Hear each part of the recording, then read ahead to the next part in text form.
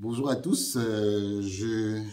J'ai l'honneur de recevoir une des figures du football africain, une des figures marquantes du football africain. Après 30 ans passés dans le football africain, il a été président de la Fédération congolaise de football, FECOFA, association. Il a été premier vice-président de la CAF. Il a côtoyé beaucoup de grandes personnalités comme le président Ayatou, comme le président Hamad. Il a même été celui qui a conduit l'Assemblée générale élective qui a vu l'élection actuelle du président de la CAF actuelle, M. Patrice Motsepe. Je vous présente le président Constant Omari, qui est l'une des figures marquantes du football africain. Bonjour, mais je voudrais compléter sur votre présentation. Oui. J'ai été plusieurs fois membre du comité exécutif de la FIFA. Oui. Et membre du conseil. Quand nous avons fait la réforme au sein de la FIFA, on a mué du comité exécutif au conseil. J'étais au conseil aussi. Et pour la petite histoire, c'est moi et mon ami Ania Bourida qui avions représenté l'Afrique à la demande d'ailleurs du président Ayatou pour les réformes de 2015 de la FIFA après le scandale qui avait eu lieu. D'accord. Donc, chaque confédération avait droit de participants et nous avions représenté l'Afrique. Donc, c'est nous qui avions fait la réforme avec les djihadistes. Ce n'est pas la réforme d'un individu. C'est nous qui avons fait toute cette réforme.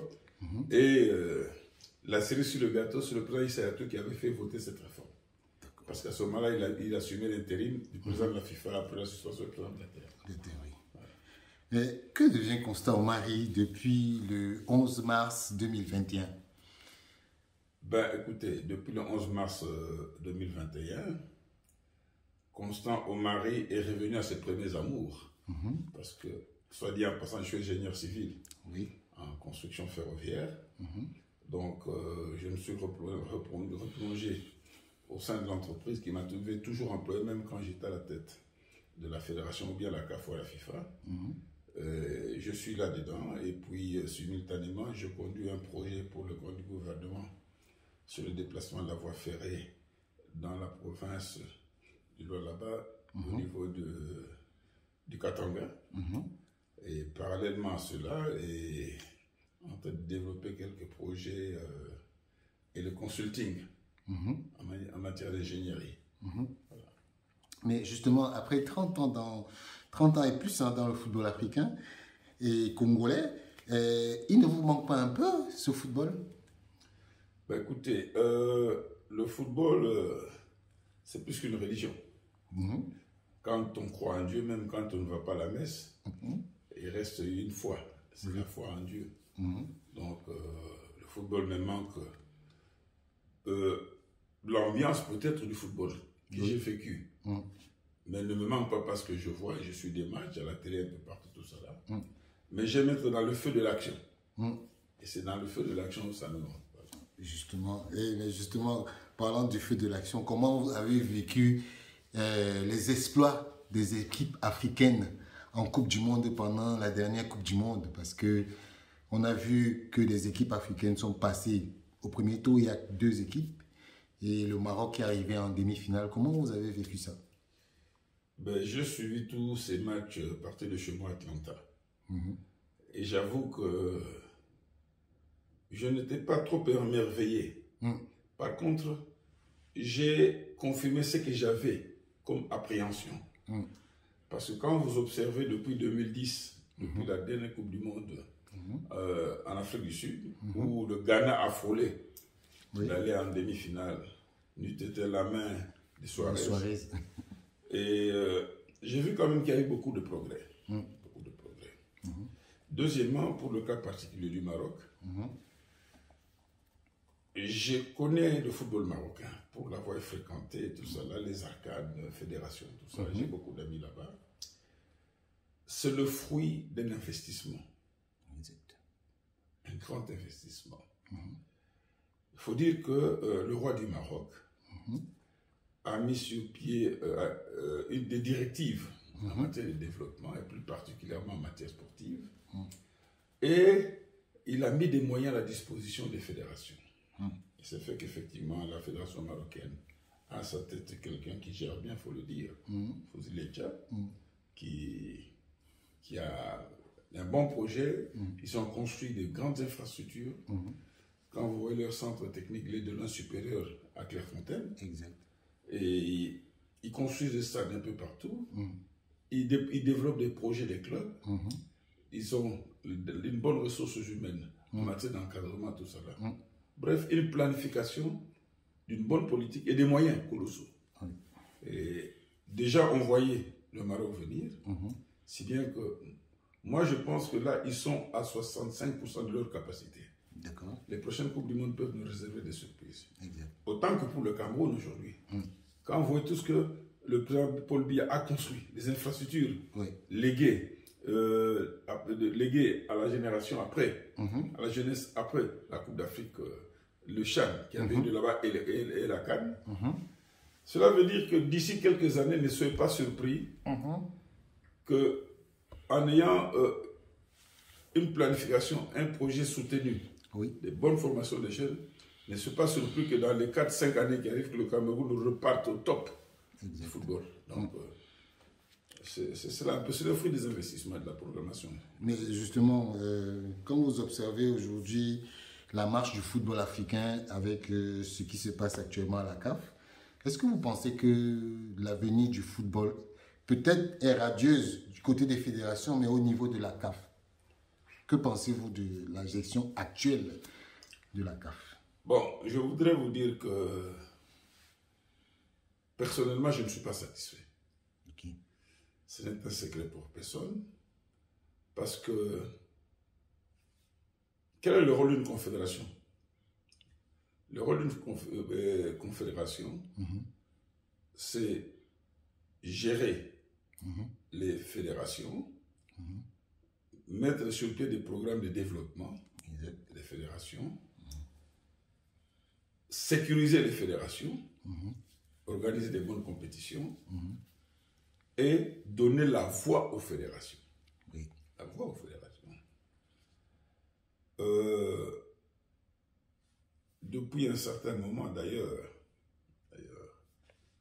ça ne date pas d'aujourd'hui, depuis que la FIFA superpuissance s'est décidée de mettre la main mise sur l'Afrique en posant des actes qu'elle ne peut pas poser dans d'autres confédérations. Ce dirigisme accru a fait qu'aujourd'hui, les fédérations sont annihilées. Le pouvoir des fédérations sont annihilés. Le pouvoir des fédérations sont annihilés. Et cela pose problème. Cela pose problème. Deuxièmement, quand la superpuissance FIFA a poussé la CAF à rompre son contrat qui lui procurait un tant soit peu de l'argent d'une manière continue, cela a diminué les moyens d'action. Et d'ailleurs, je ne sais pas, selon tout ce que j'ai appris, il faut savoir possession, aujourd'hui la CAF traverse des difficultés financières importantes. Exactement. Ce qui fait que atteindre les moyens de sa politique aujourd'hui, cela pose problème. Parallèlement à cela, certaines fédérations ont développé le football avec l'aide du pouvoir politique. Si bien que aujourd'hui, la lisibilité, qu'on ne confonde pas les exploits de certaines nations du football, qui sont des exploits liés à ces nations-là, qui ne sont pas l'impulsion de la CAF aujourd'hui. Ce n'est pas l'impulsion de la CAF. Ce sont ces nations-là, avec l'image de la CAF d'aujourd'hui. J'ai pas mal d'amis et ce qui étaient là qui sont partis. Mais si vous racontez ce qui se passe, bon, je ne voudrais pas trop me gérer à la gouvernance, mais je pense que personnellement, je ne suis pas satisfait. Justement, qu'est-ce que vous pensez de ceux qui disent que la CAF est devenue un bureau d'enregistrement de la FIFA? Est-ce que vous êtes d'accord avec ceux qui le disent? Écoutez, j'ai été choqué, il faut que je le dise. J'ai été choqué un jour de lire une correspondance officielle de la CAF. Sur la même page, vous avez deux logos. Exactement. La CAF, la FIFA à droite, la CAF à gauche. Et là, c'est un signe. C'est un signe qui ne trompe pas. Et pour tous ceux qui ont dirigé la CAF, pour ceux qui la dirigent aujourd'hui, je pense que c'était un choc. Vous savez, j'ai eu la chance de travailler longtemps avec le président Ayatou, de le côtoyer de près. Aujourd'hui, toute l'Afrique doit le reconnaître que c'était le meilleur défenseur de la CAF et du football africain. Même Blatter, à son époque, ne pouvait pas lever le petit doigt, son petit doigt, pour parler de la CAF quand il s'agissait des intérêts de la CAF. Le président a été catégorique. J'étais avec lui au comité exécutif de la FIFA. J'ai vu ses positions tranchées quand il s'agissait des intérêts de la CAF. Et c'est vrai que aujourd'hui, il y a eu une telle mainmise, c'est ce que j'ai appelé le dirigisme. La conséquence, c'est laquelle? On a politisé les fédérations. Je suis choqué aujourd'hui, moi, quand certaines fédérations apprennent la visite du président de la FIFA ou du secrétaire général de la FIFA ou d'une délégation à partir des présidences de la République. Et ça, je dis et je souligne. Je suis choqué. Quand ce sont les présidences de la République qui informent les fédérations que votre président sera chez nous de telle période à telle période. Or, la fédération, c'est l'ambassade par excellence de la CAF et de la FIFA. C'est la fédération. J'ai eu la chance de travailler avec Blatter. Gianni, j'ai travaillé avec lui aussi. Blatter. La fédération était au centre de tout ce qui était football. Tout ce qui était football, c'est la fédération. Et c'est la fédération, et même la FIFA s'interdisait d'écrire à une autorité directement. Elle écrivait à la fédération et chargeait la fédération de transmettre le message. Si bien qu'au jour d'aujourd'hui, c'est la FIFA et les autorités du pays qui choisissent qui sera président d'une fédération. Et ça, c'est choquant. C'est des négociations maintenant qui se passent entre la FIFA ou la CAF et le président de la République et ses membres pour désigner qui peut être président. Mais justement, quand on parle de ça... Et ça, ne vous permettez. Et ça me choque parce que moi, je suis défenseur. On en viendra. Peut-être qu'il y aura des questions là-dessus. Moi, j'ai toujours été un défenseur de l'Afrique, de la CAF et des fédérations africaines. Et je digère mal. C'est vrai qu'il y a une charte que Blatter avait mise sur pied sur les relations, de bonnes relations doivent exister entre une association nationale et son gouvernement. Mais dans cette charte, il y a l'autonomie de gestion dans les affaires du football. N'est-ce pas? Et comme je le dis, pour me résumer, les fédérations ont perdu. C'est-à-dire, les fédérations n'ont plus cette garantie-là qu'elles avaient. Les fédérations sont submergées. C'est-à-dire, on revient comme à l'ancienne époque où c'est un ministre ou un chef d'État qui disait tel sera président là-bas. Exact. Voilà. Justement, moi je voulais renchérir tout à l'heure en disant que qu'est-ce que fait la FIFA parce que dans les statuts de la FIFA, il est bien inscrit qu'il ne doit pas avoir d'ingérence des politiques dans les affaires du football. Aujourd'hui, est-ce que vous ne pensez pas que tout ça, c'est de la faute du président actuel de la FIFA? Écoutez, je ne voudrais pas parler de l'individu. Je parle du président. Je parle du président. Je pense, moi j'étais au conseil de la FIFA. La première tentative de submerger les associations avait été effectuée du côté de l'Amérique latine du CONMEBOL. Le président de la confédération du CONMEBOL avait réagi par une lettre sèche et méchante envers le président de la FIFA, dont copie était réservée à tous les membres du conseil. Et il a fait marche arrière. Il a fait marche arrière. Il est dans l'idée de développer la superpuissance de la FIFA, dirigeant directement Et je vous dis une chose, soit dit en passant. Beaucoup de gens ne savent pas. Le président de la FIFA n'est pas le président exécutif de la FIFA. Quand nous avons fait la réforme, lui y compris, puisque nous étions ensemble dans la commission de réforme, le président y régnait, il ne gouvernait pas. Il régnait, mais ne gouvernait pas. Le pouvoir exécutif, c'était au secrétaire général. Le pouvoir exécutif, quand vous réalisez les statuts de la FIFA, le détenteur du pouvoir exécutif, c'est le secrétaire général. Quand on a fait cette réforme, il faut dire la vérité, dans les idées des gens, notamment l'UEFA, qui était représenté par 2 personnes, tout le monde était venu avec l'idée que c'est Platini qui allait devenir président. Exactement. Et certains ont développé des vérités pour dire si Platini est président, je serai secrétaire général, l'un de sera secrétaire général, donc on a enlevé le pouvoir exécutif au comité exécutif, dirigé par le président, et on le transposait au niveau du secrétaire général. Donc, quand on fait cette réforme, c'est ça la réforme. Maintenant, ayant constaté que le président n'avait plus de pouvoir, on a fait créer 2 secrétariats généraux adjoints. Exact.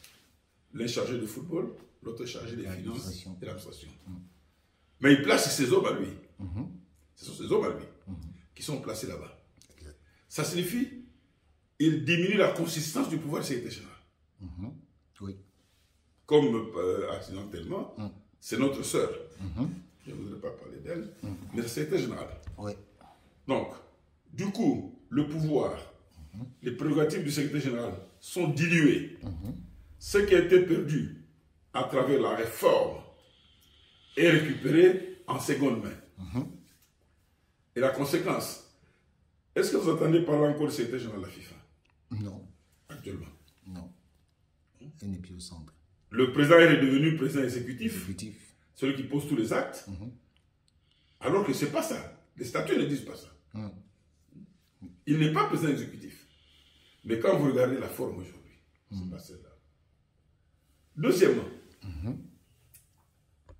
quand nous faisons la réforme, quand nous avons fait la réforme,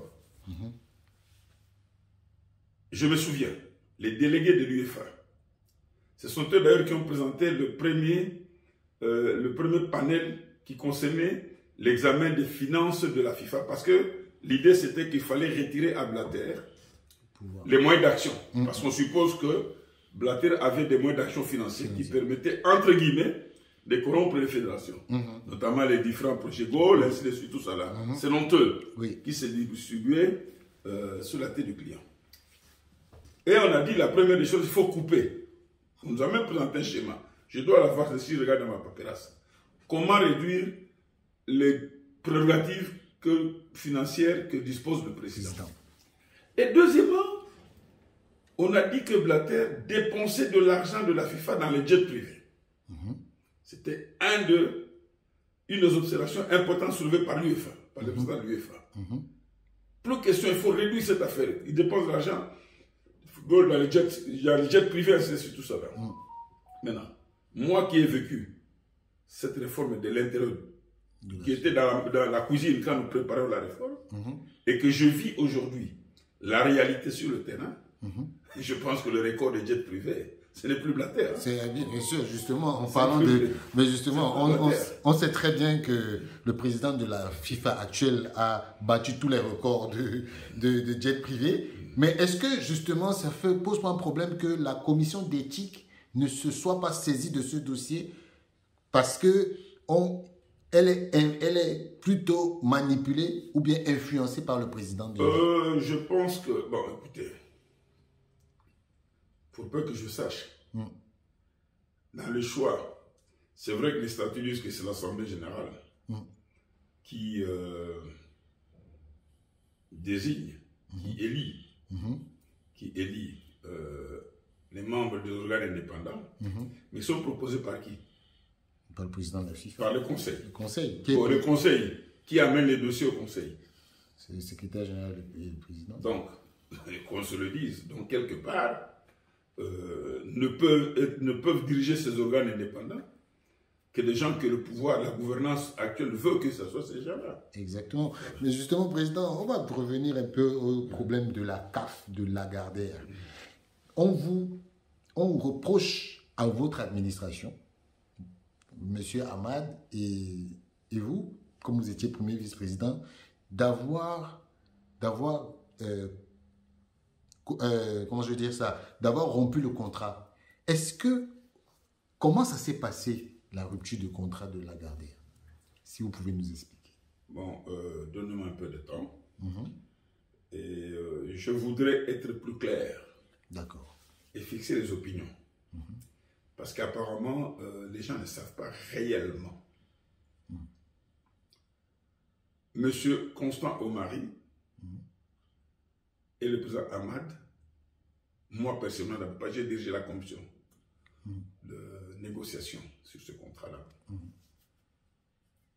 Je n'ai pas, la commission sous ma présidence n'a pas rompu ce contrat-là. Sous ma présidence, la commission n'avait pas rompu ce contrat. Quand nous avions été désignés, c'était le 12 mars 2017, le 12 ou le 21 mars? Le 12 mars. 12 mars, oui. En Éthiopie. Au bout de nos réunions, les toutes premières réunions, il nous est arrivé d'examiner le contrat qui donnait à la CAF un minimum garanti de 1 milliard de dollars. Exactement. Et quand ce contrat avait été signé à l'époque par le président Yatou, j'étais au comité exécutif. Donc c'était, entre guillemets, le contrat du siècle, pour lequel la CAF avait des moyens sûrs.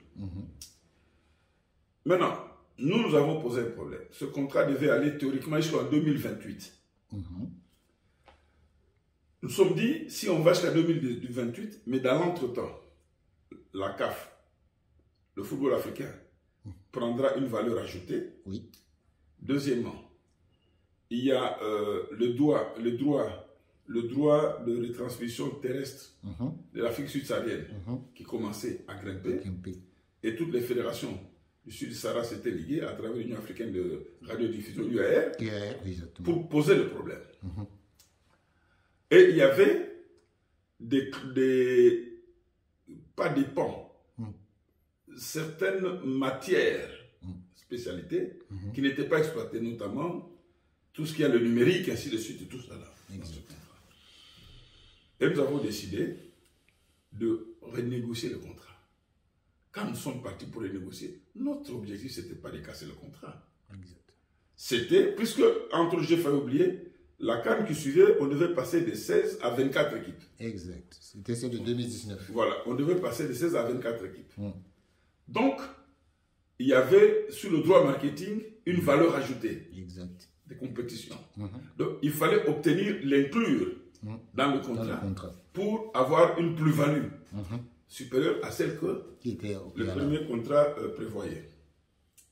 Et nous sommes partis sur cette base-là.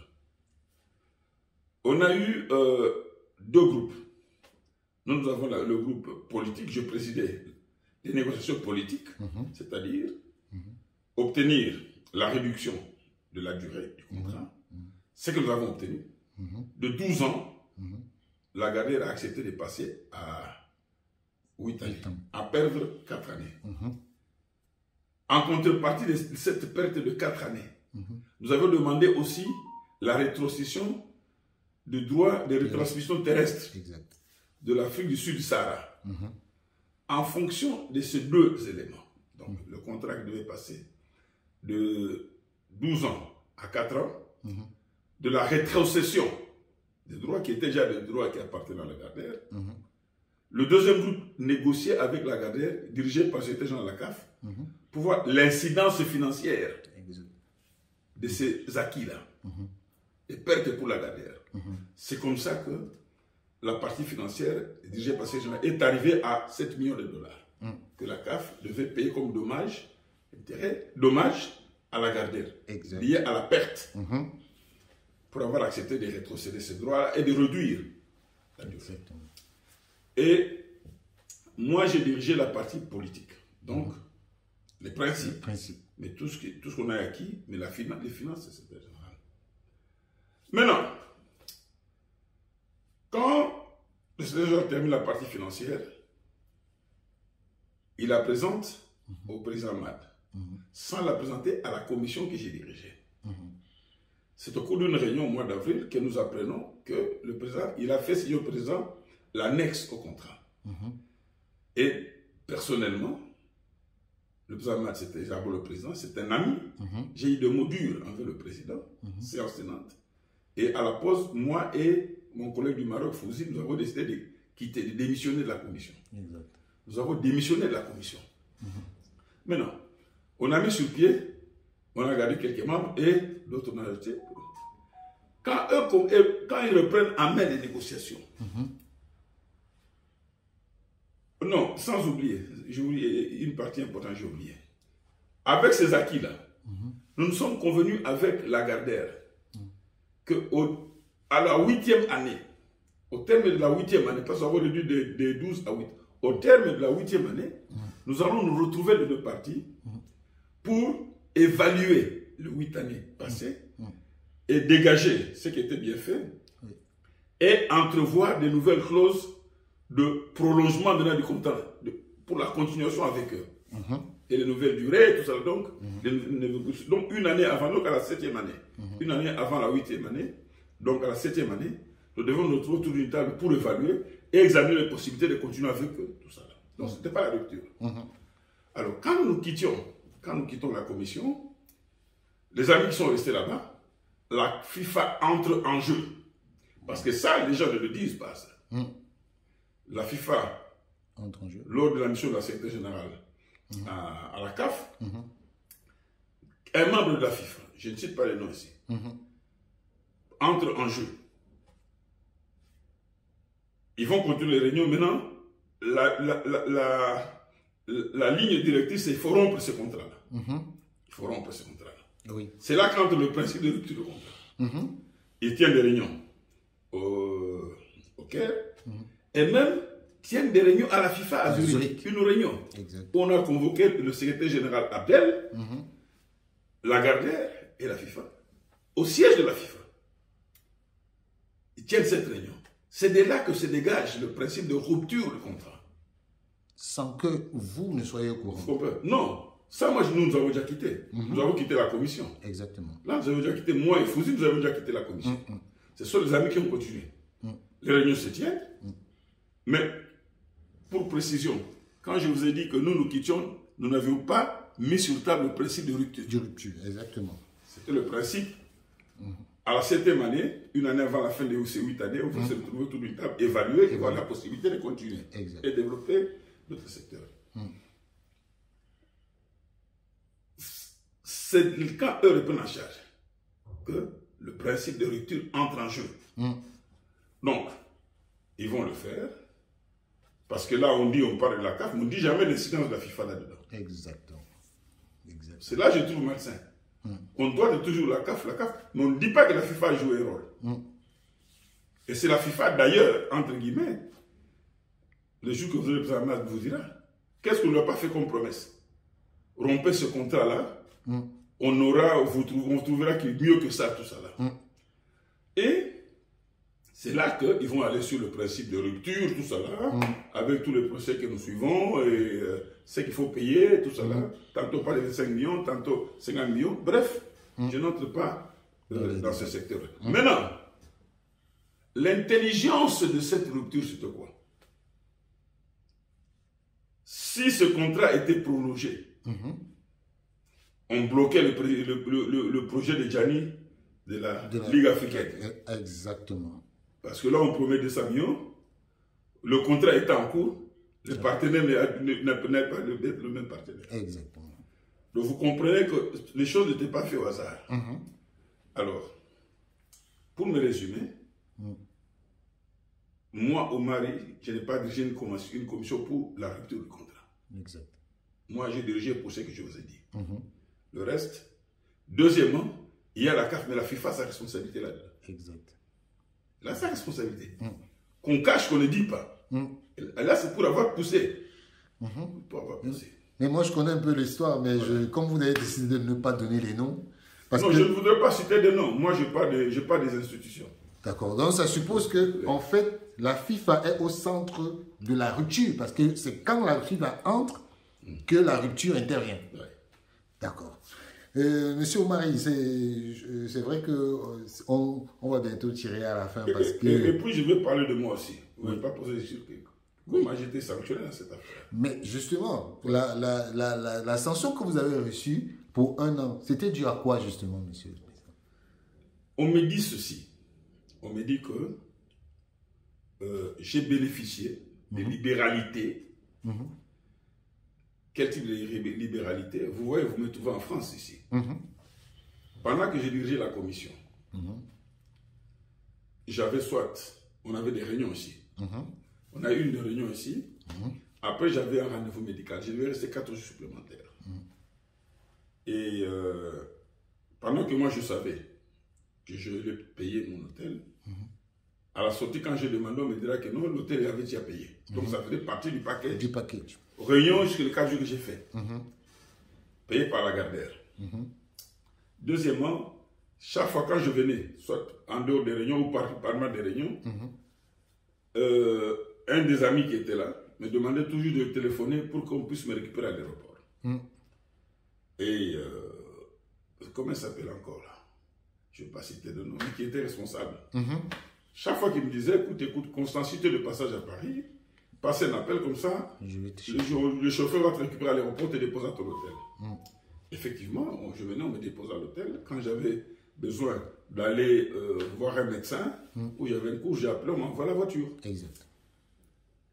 On me dit non, ce sont des libéralités. Ce sont les 2 faits. Et j'ai demandé qu'on puisse les évaluer. On a évalué ces libéralités, ils ont dit que c'était 64 000. C'est 64 644. Voilà. J'ai 64 440 euros. Euros. Je dis c'est ça, je dis, mais on ne peut pas me salir pour ça. Pour tous ceux qui me connaissent, ils connaissent mon char automobile, soit à Kinshasa ou à Atlanta. Je roule pas à pied, entre nous. Clair. Et ce n'est pas des petites marques. Non, non. Et j'ai dit, bon, ok, j'ai remboursé cet argent. J'ai dit, je suis prêt à rembourser cet argent-là. Mais là où c'est choquant, c'est quoi? Quand eux arrivent au Caire, arrive que la CAF mette à leur disposition de véhicules. Vous comprenez? Oui. Donc, troisièmement, ça aurait été des libéralités intervenant dans la signature du contrat ou dans la signature de l'avenant. Oui, mais je m'étais opposé. La preuve, c'est que j'ai démissionné quand j'ai appris que cet avenant a été signé. C'était signé, exactement. Sans que nous l'ayons examiné. Donc, la partie financière. Vous comprenez?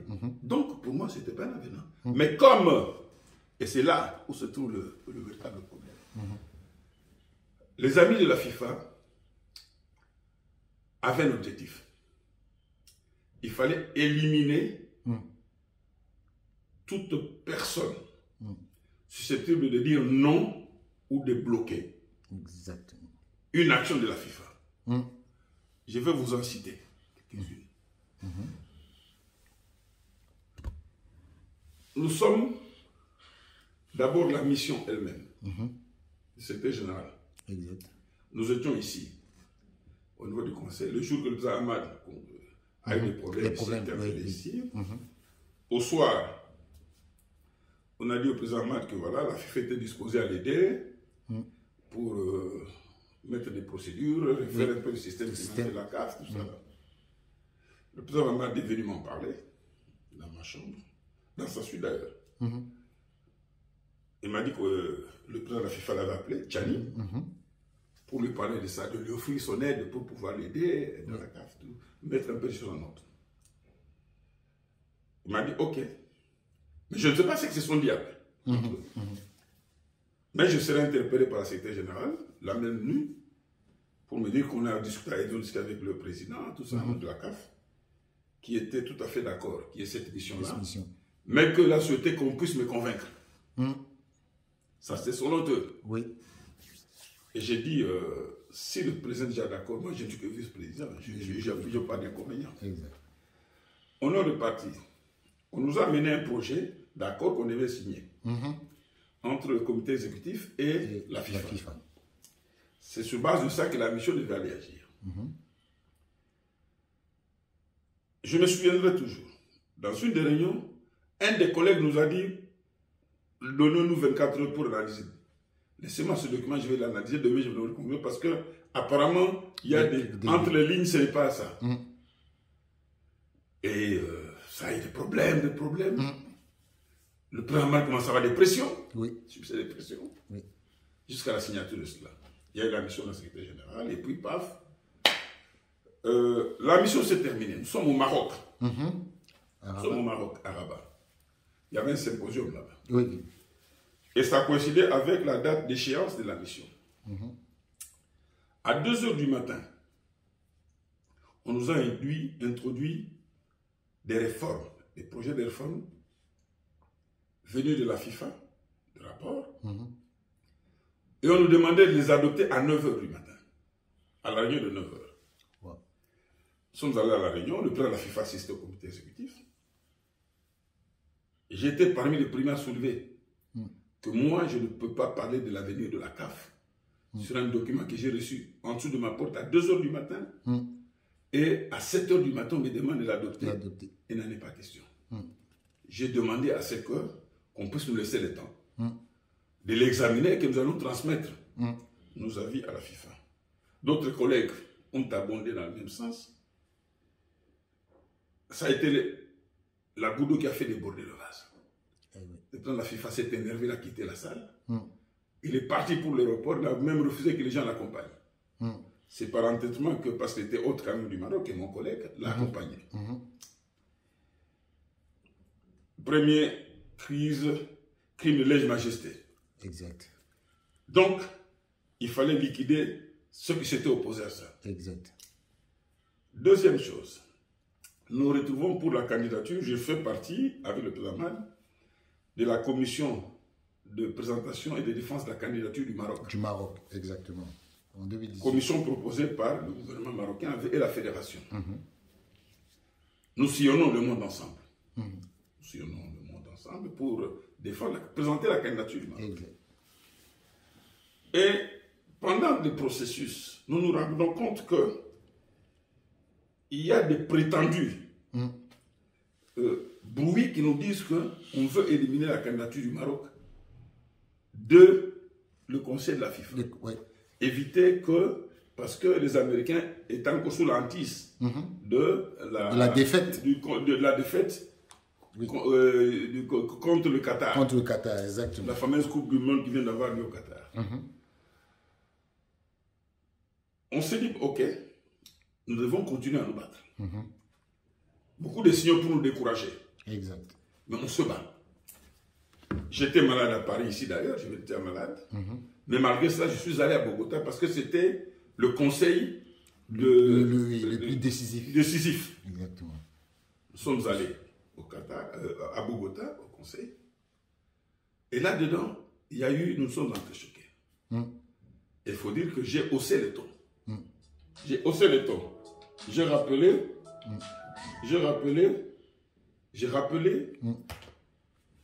aux amis de la FIFA, notamment au président, parce que la veille déjà, il avait reçu le président Amad, et il avait dissuadé de décourager de soutenir la candidature du Maroc. Et le président Amad m'avait fait le rapport. Je lui ai dit qu'il n'en sera pas question. Et là, j'étais très dur. J'ai pris des positions fermes et radicales. Au point où, c'est ce conseil-là, c'est au cours de ce conseil-là, qu'on a décidé enfin de ramener les deux candidatures à la finale à l'Assemblée générale. Exactement. Parce que ce jour-là, on ne sait pas le temps, la candidature du Maroc était éliminée. Exact.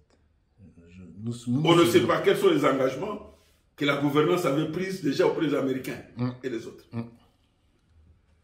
Mais j'étais tellement menaçant et tranchant que même les collègues qui étaient là ont dit non, dans ce cas-là. J'étais clair, j'ai dit écoutez, en 2010, on a organisé la meilleure Coupe du Monde jamais organisée avant 2010. On n'avait pas nous quelques années après que l'Afrique était incapable. Exact. L'Afrique est incapable, c'est pas... Et je leur ai dit, j'ai dit, nous sommes conscients que les États-Unis, le Mexique et le Canada vont nous battre en finale, mais par dignité. Laissez-nous compétir. Nous allons compétir. Exact. Et quand ils vont nous battre, nous serons les premiers à nous lever pour aller les remercier. Exact. Et deuxième couac. On m'en a voulu. Troisième couac.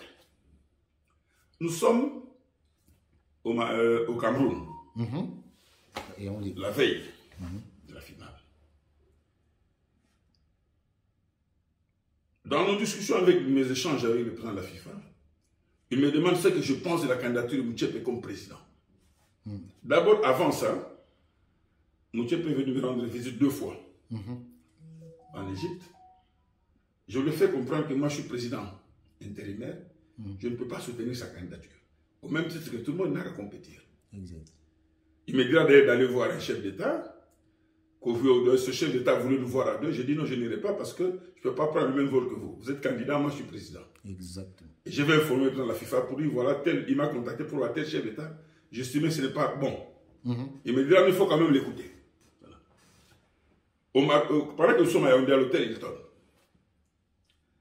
il me dit qu'est-ce que je pense de la candidature de Motsepe. Et je l'ai regardé droit dans les yeux. Je lui ai dit que je ne suis pas d'accord. 1.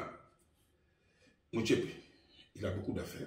Il n'aura pas le temps de s'occuper de la CAF. Deuxièmement, c'est un ami, on se connaît. Mais vous parlez football, vous parlez 1 minute de football, le reste c'est du business. Exact. Donc je ne pense pas qu'au jour d'aujourd'hui, avec l'association que nous avons au niveau de la CAF, qu'il disait que non, j'ai donné ma position qui était catégorique. Exact. Qui était catégorique. Troisième, donc, c'est avec moi, je n'étais pas d'accord. Mais dans l'entretien, il a assisté à des réunions de comité exécutif au cours desquelles il a vu que j'avais la maîtrise. Il m'a même jeté de feu dans cet homme et dit, mais tu maîtrises bien le comité exécutif. Donc, avec cela, par rapport au projet de me mettre sur la ligne, j'étais gênant. J'étais gênant. Donc, il fallait par tous les moyens m'éliminer. C'est comme ça qu'on a commencé l'histoire de Lagardère. Ils étaient convaincus que j'avais perçu de l'argent de Lagardère. Ils m'ont demandé d'envoyer mes extraits bancaires sur 5 ans. 5 ans? J'ai envoyé tous les extraits bancaires de tous mes comptes bancaires. Incroyable. Aucune trace de fonds perçus par Lagardère. Incroyable. Or, quand ils sont arrivés à la CAF, quelqu'un de l'administration de la CAF, qui était en bonne, pas intelligence, mais qui était en bon terme avec la mission de la FIFA, nous a prévenu, moi et le président Ahmad, poser la question au président Ahmad, dès le départ, qui sont venus avec la mission, c'est vous abattre, vous et Omari. Président Ahmad, on va vous attaquer sur le dossier Adidas, tout ça là, et Omar, ça sera le dossier Lagardère. C'était Jackson. Et nous le savions déjà. On se moquait, on se dit, on va nous attraper comment, quel dossier Lagardère, qui a perçu Lagardère. Donc déjà, on savait qu'il y avait des idées préméditées de nous faire partir parce qu'on devenait gênant pour empêcher la mainmise sur la CAF. Et je vous ai donné là les éléments qui ont fait que j'étais l'homme à abattre. Parce qu'Ahmad suspendu, on croyait peut-être me manipuler, c'est impossible. Ils se sont rendus compte que la CAF se radicalisait davantage. Il fallait maintenant couper les têtes. Et c'est comme ça que, après avoir fouillé dans mes comptes, on n'a rien trouvé. On n'a rien trouvé. On m'empêche, alors que je ne suis même pas encore sanctionné, on m'empêche d'être candidat. Oui, au conseil de la FIFA. Et souvenez-vous, le président de la FIFA actuel est au pénal. Il est au pénal. Oui, en Suisse. Il est en Suisse, non? Au pénal. Mais la fameuse commission d'éthique ne l'empêche pas d'être candidat. Non, non. Ne l'empêche pas d'être candidat. Oui. Là, on dit non, il n'est pas sanctionné. Mais pour mon cas, il ne faut pas qu'il soit candidat. Okay? Ils sont allés plus loin. Ils sont allés convaincre les autorités politiques au pays sur base de mensonges fallacieux pour me lâcher. Je suis au courant. Mais je ne dis pas, je regarde. C'est pour ça que j'ai dit, vous avez dit, je suis silencieux. Parce que je rigole et j'observe. Raconter n'importe quoi. Que Lagardère m'a donné de l'argent. Alors que ce n'est pas rien à voir. Et donc, ma tête était à couper. J'étais gênant. J'étais devenu très influent. Et que ça ne pouvait pas leur permettre d'avoir la mainmise. La preuve, c'est que nous sommes partis, vous avez vu les têtes qui sont tombées. Aujourd'hui, il y a très peu, je ne sais pas combien peuvent lever le temps. Quand j'apprends les échos qui se passent au contexte, il y a peut-être une personne qui lève le ton. Mais tout le monde la ferme parce que c'est le spectre toujours. Alors, même dans les candidatures, les gens qui devaient nous remplacer. Au comité exécutif. Vous savez que c'était choquant, même au conseil. Quelqu'un vous dit, moi, 2 candidats l'ont dit. Moi, je n'ai jamais eu l'idée de poser ma candidature. On est venu me demander de poser ma candidature pour remplacer Omar. On est venu me dire, on m'a demandé de poser ma candidature. Voilà. Mais président Omari, ce que vous dites, c'est tellement grave parce que beaucoup d'Africains vous accusent d'avoir vendu la CAF à la FIFA. Parce que ce que vous dites, en réalité, le public ne sait pas que ça s'est passé comme ça. Parce que beaucoup de gens disent que M. Omari, Ahmad Ahmad, eux, ils ont profité de leur position pour vendre la CAF à la FIFA. Que ce qui arrive aujourd'hui, c'est du fait de M. Ahmad et de M. Omari. Qu'est-ce que vous répondez à ça? Je ne voudrais pas parler au nom de Ahmad. Vous aurez le temps de me poser des questions. Et répondre. Mais si on vous dit à mon nom, c'est faux et archi faux. Je viens de vous donner des cas précis. Bien au contraire, j'étais l'élément gênant qui a empêché la finalisation,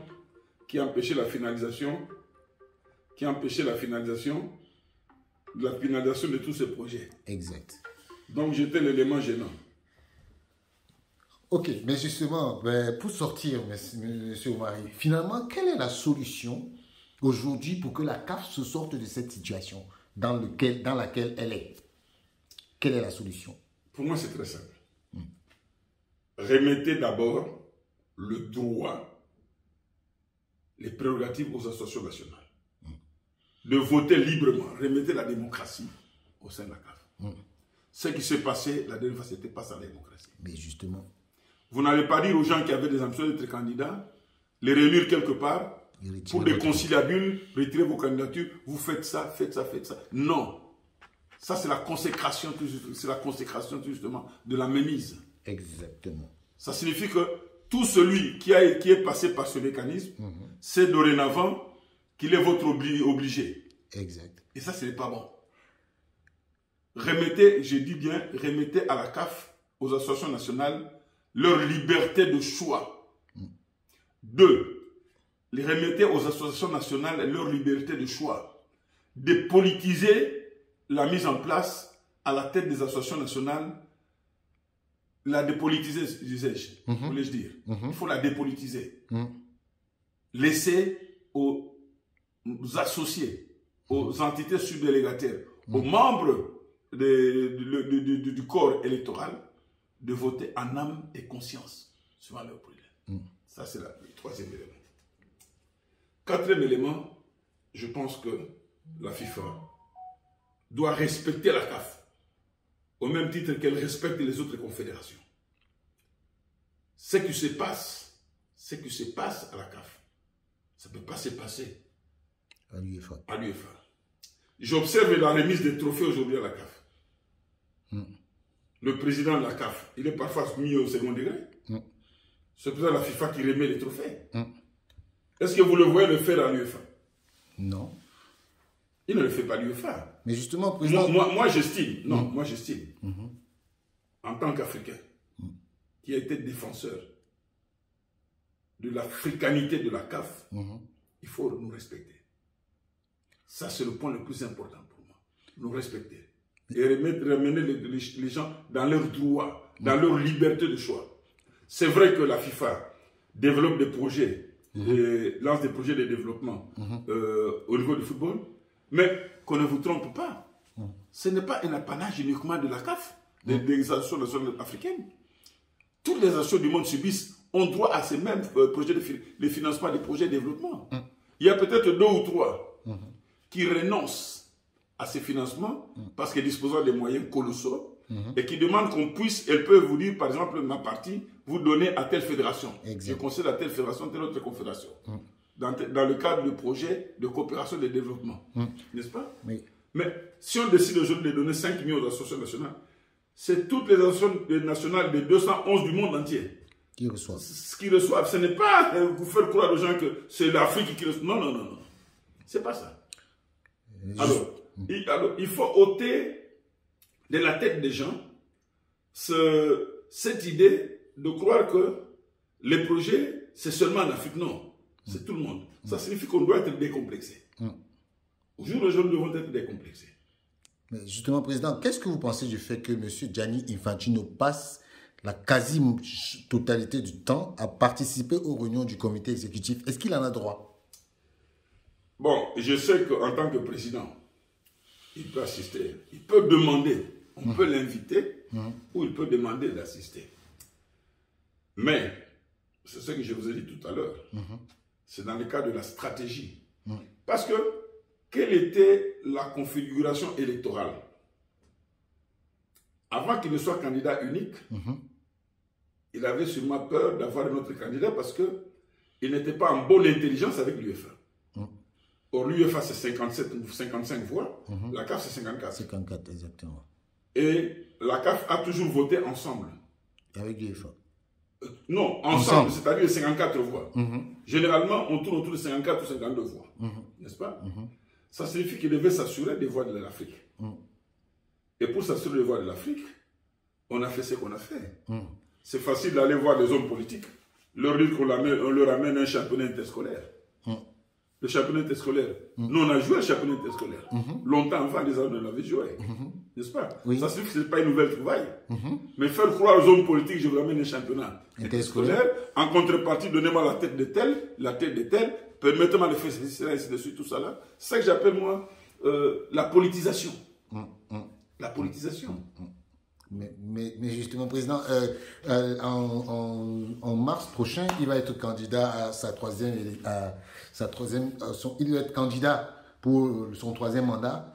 Est-ce que le fait qu'il soit candidat unique ne vous gêne pas tant que ça? Je ne sais pas quelles sont les conditions. Je ne suis plus là-bas. Je ne sais pas quelles sont les conditions qui ont fait qu'il soit candidat unique. Je ne sais pas quelles sont les négociations qui ont eu lieu avec d'autres confédérations.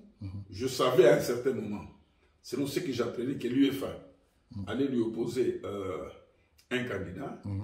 Mais méfiez-vous parfois des Européens. On a vu pour le cas du Maroc.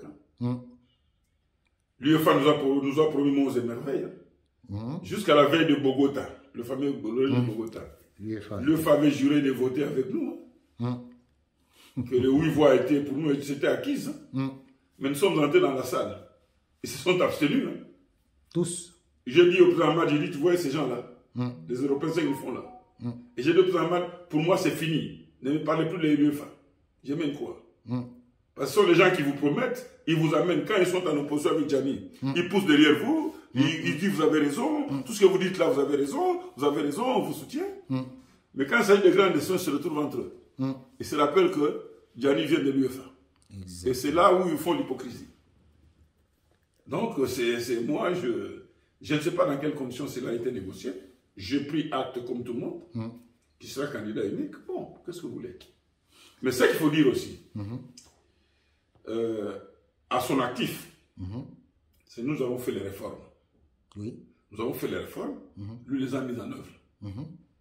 C'est son actif, avoir mis en œuvre ces réformes que nous avons conçues ensemble. Donc, avec tout ce que cela apporte comme fruit, c'est dans son actif.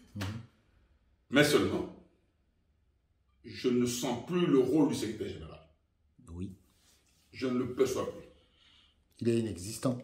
On a connu les Roufinène, on a connu Blatter, secrétaire général, Jérôme Valk, et eux n'étaient pas responsables. À ce moment-là, c'est le comité exécutif qui dirigeait.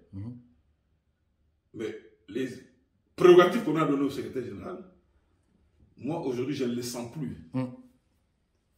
Et j'en souffre parce que je suis africain. Justement, vous pensez que Fatma Samoura un peu... J'ai l'impression qu'il est brimé. Je ne le dis pas. J'ai l'impression. Moi, je l'ai côtoyée. C'est une femme dynamique. Dynamique, il faut le reconnaître. Elle est très dynamique. Et compétente, intelligente. Mais je ne le sens plus, parce que je ne la vois plus. On s'est arrangé pour qu'elle ne soit plus au premier plan, si vous avez observé. Exactement. Moi, c'est un constat. Mais président, il y a des rumeurs qui disent que... Moi, je dis, c'est un constat. Je ne la vois plus, je ne le sens plus. Le président est devenu le super président exécutif qui est contraire au statut. Ça, j'insiste sur beaucoup. Mais président, beaucoup de gens disent que Fadima Samaora ne sera plus là après le troisième mandat. Est-ce que vous avez pensé ça? Nous avions appris la même chose, mais tout dépend de la volonté du président, parce que c'est lui qui propose.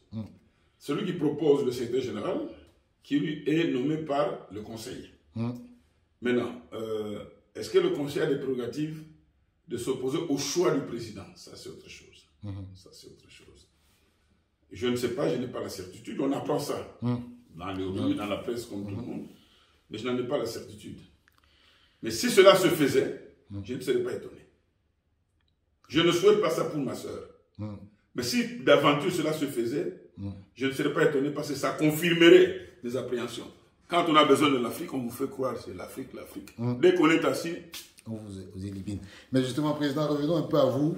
Quel est votre avenir alors? Si vous n'avez plus d'avenir dans le foot, ou bien c'est terminé comme ça? Écoutez, j'aurai 65 ans dans exactement... Oui, vous êtes né le 14 janvier. Oui. J'aurai exactement dans 8 jours. 8 jours, exactement. J'aurai 65 ans. Exact. Je prends d'abord mes 65 ans. J'observe les choses, comment elles se passent. Je regarde. Monsieur le Président, 65 ans, c'est jeune. Hein? Oui, c'est jeune, mais on observe d'abord. Je crois que je viens de vous décrire, je viens de faire la cartographie politique et stratégique de la FIFA et de la CAF. Et j'avoue que je ne peux pas me retrouver dans cette cartographie-là. Parce que je suis né, pas révolutionnaire, mais je n'accepte pas les choses. Moi, il faut me convaincre. Exact. Et c'est ça que beaucoup de gens ne comprenaient pas. Je disais toujours, même à la FIFA. Vous êtes cartésien? Je suis cartésien, je suis ingénieur civil. Moi, je suis façonné comme ça. Exact. Moi, il faut me convaincre. On ne vient pas me faire gober. Je ne suis pas un béni oui. On vient me convaincre et quand je suis convaincu, j'adhère à l'idée et je la défends jusqu'au bout. Moi, je suis comme ça. Et quand j'ai mes idées, je me bats. C'est comme ça que pour le cas du Maroc. On a tout fait, mais je suis allé jusqu'au bout. Aujourd'hui, je suis fier. Je suis fier d'avoir défendu bec et ongle cette candidature. Mais, président, pourquoi vous ne vous êtes pas présenté? Parce que vous étiez là, vous avez déjà purgé votre suspension il y a 1 an. Ça vous aurait donné le temps de... Pourquoi vous n'êtes pas présenté aux élections de la FIFA? Parce que, au fond, vous avez les capacités, vous avez le vécu, vous avez été président de la CAF. Cher ami, il y a une question. Je ne voudrais pas dévoiler les secrets ici. Je suis allé au TAS pour contester la décision qui me rendrait inéligible pour les élections à mon poste de conseil, au conseil de la FIFA. Oui, je me souviens. Je vous jure, le TAS a demandé l'avis de la FIFA. Parce que les deux parties doivent être entendues. Exact. L'avis de la FIFA a été rendu avec une telle malveillance. Oui. Si je vous montre ce qu'ils ont écrit là-dedans, ça n'a fait que confirmer qu'on devait m'éliminer. Ils ont oublié tout ce que j'ai fait pour le football. Exact. Je vais vous donner une chose, je vais vous le dire aujourd'hui parce que beaucoup de gens ne le savent pas. Quand la candidature de Platini n'était plus plausible, un ami de l'UEFA m'a posé la question. Maintenant que Platini a des problèmes, donc probablement sa candidature ne sera plus valable. Ça se peut pour le candidat. Qu'est-ce que vous pensez qu'on pousse la candidature de Gianni? La personne existe jusqu'à aujourd'hui. Si elle suit, elle se reconnaîtra. Je ne cite pas de nom. Je lui dis, ok, battez-vous en Europe, nous allons nous battre en Afrique pour faire passer cette candidature. On en a parlé avec le président Ahmad. Nous étions au Rwanda, le président Ayatou est encore vivant. On devait voter au Rwanda, à Kigali, quelle candidature la CAF devait soutenir pour ces élections-là. Il n'y a que Ahmad et moi qui avions soutenu Djani. Les autres, c'était le Cheikh Salman du Bahreïn. Exact. Ça nous a valu un choc violent avec notre aîné, le président. Cette affaire-là. Donc, nous nous sommes investis, nous, pour faire accepter cette candidature en Afrique par nos collègues de l'association contre la volonté de beaucoup de membres du comité exécutif. C'est pour vous dire que il n'y avait pas... On a été là quand il fallait faire le roi. On a fait le roi. N'est-ce pas? Bon. Le reste, bon, à chacun de tirer ses conclusions. Ok, Président, on arrive au terme de cette magnifique interview. Quel est votre dernier mot que vous pouvez passer à la jeunesse footballistique africaine? Parce que il faut savoir que vous êtes aussi, vous faites partie encore des personnalités qui ont marqué le football africain. À la jeunesse africaine, d'abord à mes collègues, anciens collègues, président de la fédération, je pense que il est grand temps de lever la tête. Grand temps de lever la tête. Ça fera bientôt presque une mandature où les têtes sont baissées. Il faut lever vos têtes et regarder droit et bien regarder. Où allons-nous? Quels sont encore nos pouvoirs aujourd'hui? Quelle est notre capacité d'influer dans le cours des événements de notre confédération et même de la FIFA? Quelle est notre part de responsabilité dans la politique stratégique de développement de la confédération et de la FIFA? C'est important. Quelles sont les valeurs sur lesquelles aujourd'hui on peut compter pour faire passer nos voix au conseil de la FIFA? Ça, c'est important. Parce que avant d'exister, il faut être respecté. C'est quand on est respecté qu'on existe. Troisièmement, il faut obtenir la dépolitisation de la gestion du football en Afrique. J'insiste beaucoup là-dessus.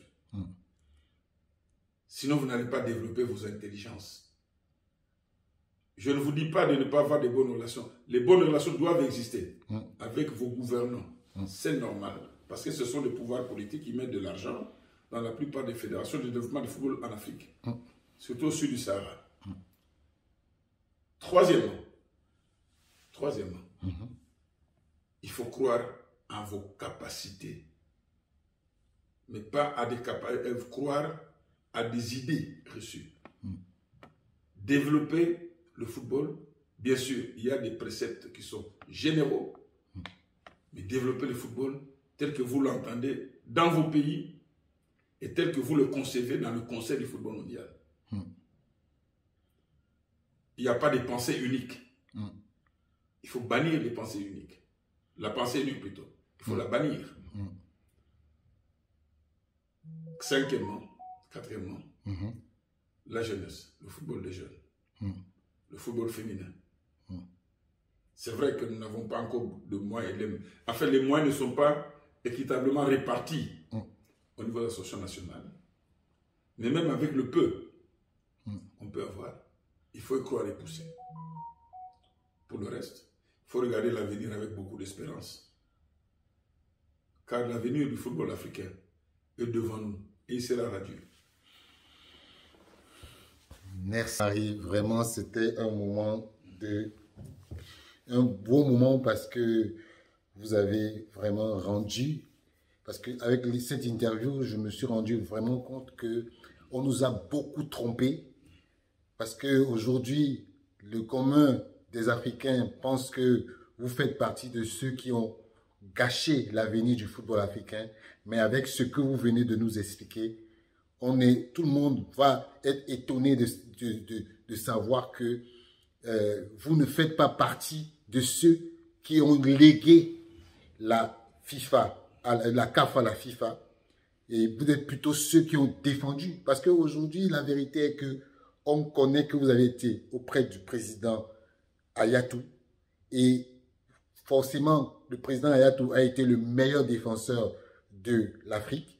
Et vous avez aussi été aux côtés du président Ahmad, qui pour certaines personnes pensent qu'il a été l'une des personnes qui a vendu la CAF à l'Afrique. Mais vous venez de rendre la vérité aux Africains parce que aujourd'hui, avec l'interview qu'on vient de faire, vous avez montré que l'Afrique n'a jamais accepté de se liguer à la FIFA. Mais on connaît aujourd'hui ceux qui ont donné l'Afrique à la FIFA. Merci, Président. Et c'est un